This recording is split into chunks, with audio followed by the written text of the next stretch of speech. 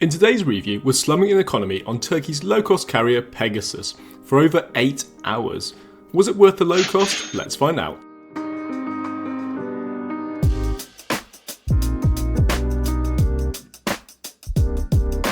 Today's journey starts in Abu Dhabi, boarding low-cost carrier Pegasus on board their 737-800.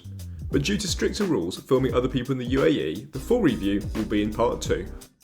The cabin looks fresh on this Boeing 737-800, and the seats are really comfortable with a reasonable amount of leg room. It should be noted though that I'm 5'9" or 175cm tall, and the seat pitch and width for this flight are 29 and 17.3, which are actually below the average for short-haul flight. Nice distractions include this slide tray table and this beautiful pattern on the walls. And if you want to see an uninspiringly small toilet, look no further than the Boeing 737. Well, that was just lovely, but what about today's journey? On the first leg, I depart Abu Dhabi at a really ungodly 5 AM, arriving into Istanbul at 8:35, some 4 hours 30 minutes later, covering a distance of 3,208 miles. If you can't tell from my voice, this is going to be a very, very long and exhausting day. I'm here today at Istanbul airport and I'm catching a flight with Pegasus to London Stansted. You might wonder why I sort of did with non-stop Dan and also with Vicarious Voyager, and they both had very different results, and I just wanted to see what it was like. On the second journey, we're flying on Pegasus A321 from Istanbul to London Stansted, taking approximately 4 hours, covering a distance of 1,555 miles. Despite being exhausted, I'm actually quite excited because I love the A321. Pegasus's fleet consists of entirely A320s, A321s and Boeing 737s. Here's today's A321, resting alongside their rival Anadolu Jet, both low-cost carriers based in Turkey, not to be confused though with Cathay Pacific, who has a really similar tail design. The seats in the A321 were a surprise. The seat pitch is 31 inches, and that's a whole 2 inches more than the 737, but the width drops to 17. Even so, I found it really comfortable. Unfortunately, and there was no way I could have foreseen this, and despite the lovely window view, I would probably avoid the A321, because much to my horror, there is no seatback pocket. Where am I supposed to put my GoPro, water bottle, headphones, power bank and cables? The obvious solution would have been to take my bag out of the overhead bin and put it below the seat, but I only realised this after my fellow passengers had sat down 10 seconds after I had. Also, being a 4-hour flight, that room below the seat would make this slightly more comfortable.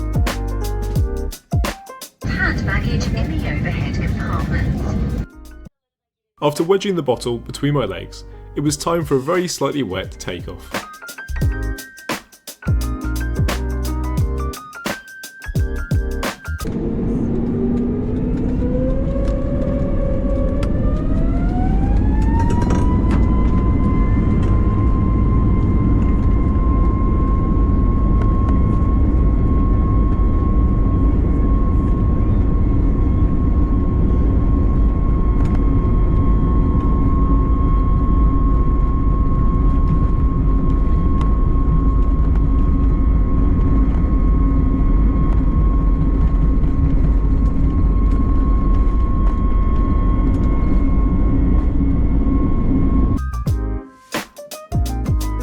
That was a smooth takeoff, and I was getting pretty settled into what was another pretty comfortable seat.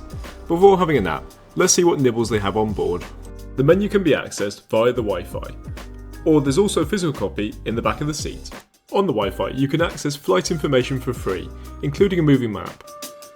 Or for €2.99, you can get full access to a nice little selection of content. Just remember there are no plugs to charge your battery. After 2 hours, I decided to break up the flight with a tour of the toilet.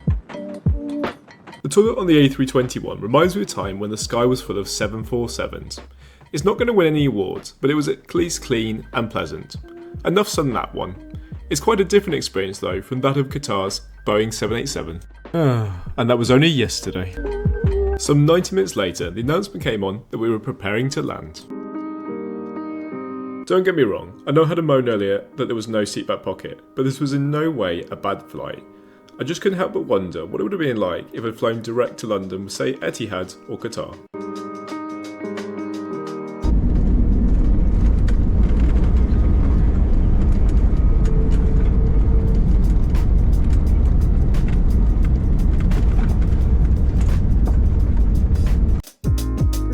There were two questions on my mind at this point.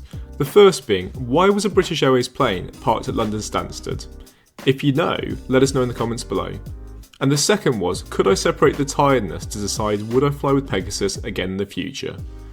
I'm going to answer this one off camera because immigration after the shuttle was horrendous and I was concerned about missing my train, which is only every 2 hours, back to Birmingham. I can't escape that for £183 to fly from the Middle East to London is a bargain, even if the snacks, luggage and seat choice are extra. Amazingly, I only booked this flight a week before flying. On both 4-hour journeys, the seats were really comfortable, even if they were 2 inches apart. I just can't get over the lack of seatback pocket. Immigration and changing planes was easy, but obviously added to the overall time spent travelling. And if the price was very similar, I'd probably pick the direct route over Pegasus. But again, this was really good value. Have you ever flown Pegasus before? Let us know what you think in the comments below.